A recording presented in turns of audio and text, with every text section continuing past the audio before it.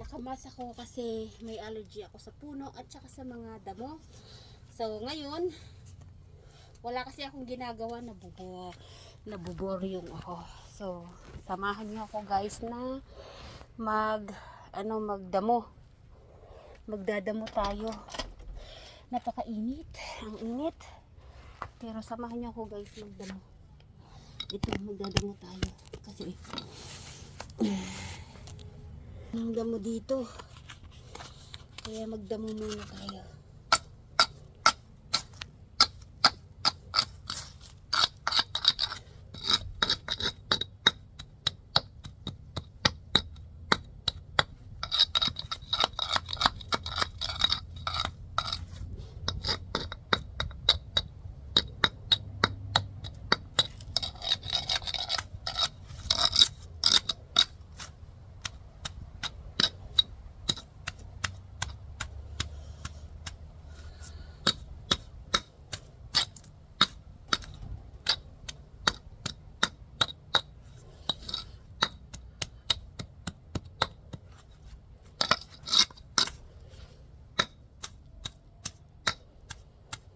Ang hirap.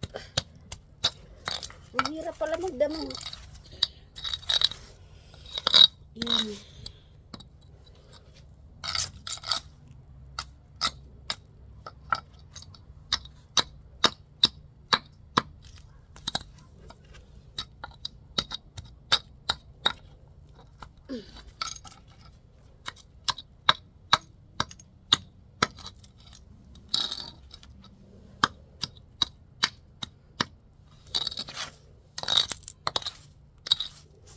Ang init guys. Ang init-init.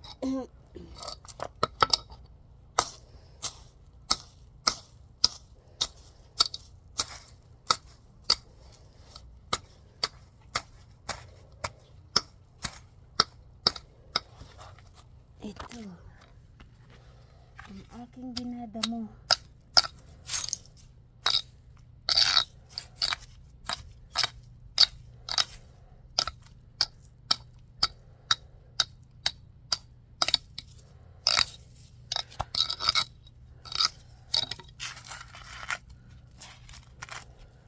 Hirap pala.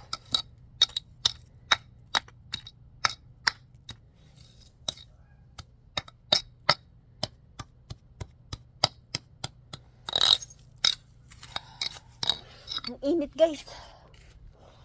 Ay nako. Pahinga muna ako. Mainit. Naiinitan ako.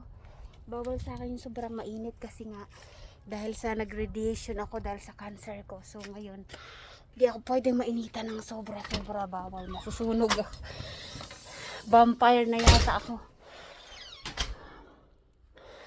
Naging vampire yata ako. Kasi bawal na ako sa mainit. Ang sakit sa balat ng init. Ay, naku, life.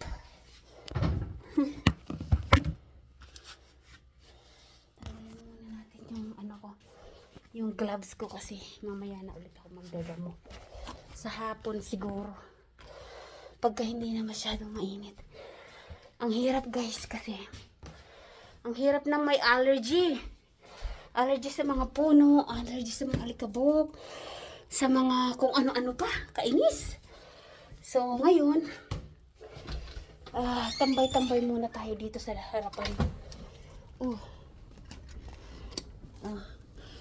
Ay, may package pa package yata ito ni Erica. Lagay natin muna dyan sa loob ay dito. Ay nako, andito tayo guys sa harapan ng bahay. Maluwag yung aking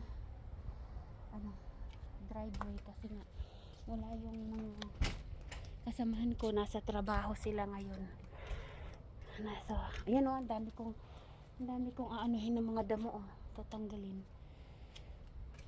Ang dami yung tatanggalin na damo. Ay nako, hirap. Okay guys, pinakita ko lang sa iyo update today. Dito sa amin is napakaganda ng araw. Ang ganda ng araw ngayon. So, ayan. Nakalabas-labas ako kaya lang bawal ako ng sobrang mainit, and then tingnan nyo naman ako, nahihirapan huminga. Kasi inuubo ako dahil nga may allergy ako sa mga puno at mga damo. So kapag lumalabas ako, para ako para akong tanga kasi nakamask ako lagi. Yan. Imbis na ma-enjoy ko sana yung summer, kasi ito summer na dito sa Canada, pero hindi ko siya ma-enjoy masyado kasi nga, ay naku naman, bawal ako makalabas-labas dahil sa init. Okay lang lumabas, pero kailangan ko balutin buong katawan ko para hindi siya maanuhan ng init. Other than that, dahil nga may allergy ako sa mga puno at sa mga grass, so kailangan ko magmask, diba? So hirap. Kaya ganito guys, ganyan-ganyan muna tayo. Magmas-mas muna tayo. Tiis-tiis lang guys.